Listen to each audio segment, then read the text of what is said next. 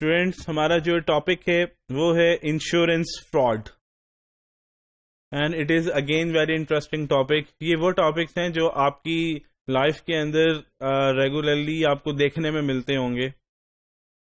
Insurance buildings کی ہوتی ہے، انشورنس ہیومنس کی ہوتی ہے، گاڑیوں کی ہوتی ہے. انشورنس تو آپ کسی کی بھی کسی چیز کی بھی کروا سکتے ہیں. انشورنس کا جنیرک فائدہ کیا ہوتا ہے یا مطلب کیا ہوتا ہے کہ کل کو اگر وہ چیز آپ کی ٹوٹ جائے یا ڈیمیج ہو جائے یا آگ لگ جائے یا ایکسیڈنٹ ہو جائے تو اس کیس میں کیا کرتے ہیں انشورنس کمپنی آپ کا جتنا نقصان ہوا ہوتا ہے وہ آپ کو فلفل کر کے دیتی ہے. obviously ٹھیک ہے، اوکے.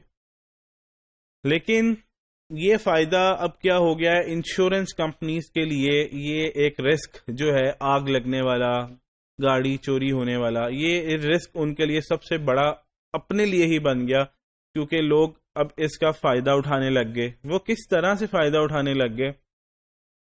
بہت سی کمپنیز انفلیٹڈ کلیمز، انفلیٹڈ کا مطلب ان کا اتنا نقصان نہیں ہوا جتنا وہ بتاتی ہیں ہمارا اتنا نقصان ہو گیا. انفلیٹڈ کلیمز بھیج رہی ہیں. اچھا، انفلیٹڈ کلیمز بھیج کے وہ کلیمز اب انشورنس والوں کو دینا پڑ رہا ہے، کیونکہ کچھ ایسے نقصانات ہوتے ہیں جن کا اندازہ لگانا بھی مشکل ہو جاتا ہے. وہ ہم دیکھ رہے ہیں کس طرح سے ہوتا ہے. جیسے کہ سیکنڈ پیراگراف میں ہم ڈسکس کرتے ہیں، insurance companies run the risk of being defrauded through such schemes as arson for profit. Arson ہوتا ہے آگ لگا دینا پروفٹ کمانے کے لیے. فالس اور انفلیٹڈ کلیمز اور claims that disguise the true cause of the loss. اچھا، اب جب اس طرح کے مسئلے مسائل ہوتے ہیں اس میں بھی یاد رکھیے گا فراڈ انویسٹیگیٹر کا رول ہوتا ہے، وہ بھی آگ لگنے کی انویسٹیگیشن کر سکتا ہے. اب ہم اس سلائیڈ میں اسپیسیفکلی آرسن فار پروفٹ کو ڈسکس کریں گے، مطلب آگ لگا دینا پیسے کمانے کے لیے.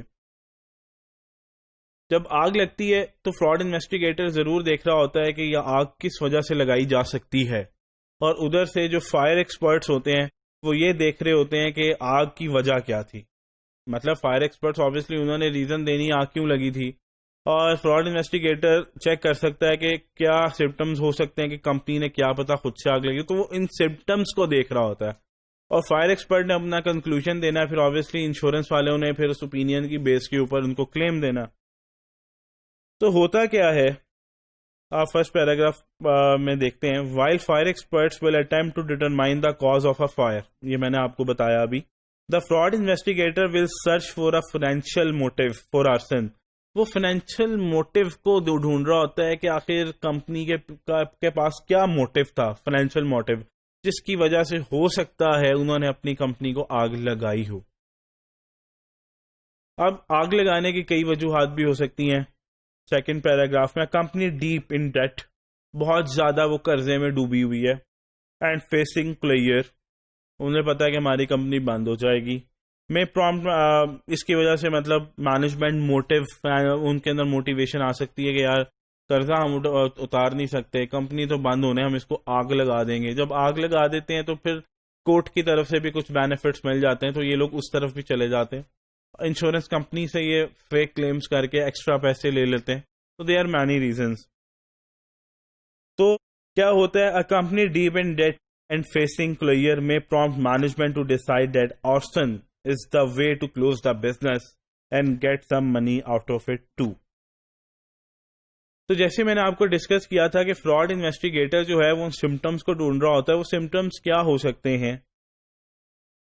وہ پہلے یہ دیکھتا ہے کہ سائنز آف ڈیٹوریٹنگ فائنینشیل کنڈیشن کیا ہے. ٹیکس پرابلمز اگر ہوں تو وہ بھی ایک کمپنی میں مسئلے نظر آ رہے ہوتے ہیں جس کی وجہ سے کمپنی آگ لگا سکتی ہے. کمپنی نے اگر ٹیکسز نہیں جمع کرائے اس کیس میں بھی وہ آگ لگوا سکتی ہے. ریونیو کے اندر بہت زیادہ سگنیفیکنٹ ڈاؤن ٹرن آ گیا، کمپنی کو پتا ہم خرچے نہیں برداشت کر سکتے.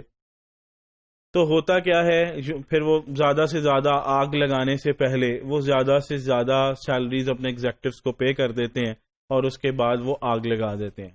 اب جب آگ لگتی ہے نا تو کیا ہوتا ہے کہ کمپنی میں آگ لگ گئی، بہت سارے ایسٹس بھی آپ کے جل گئے، بہت زیادہ کیش بھی جل گیا، آپ کی پوری بلڈنگ ختم ہو جاتی ہے. آپ نے ایگزامپلز لائف دیکھی ہیں.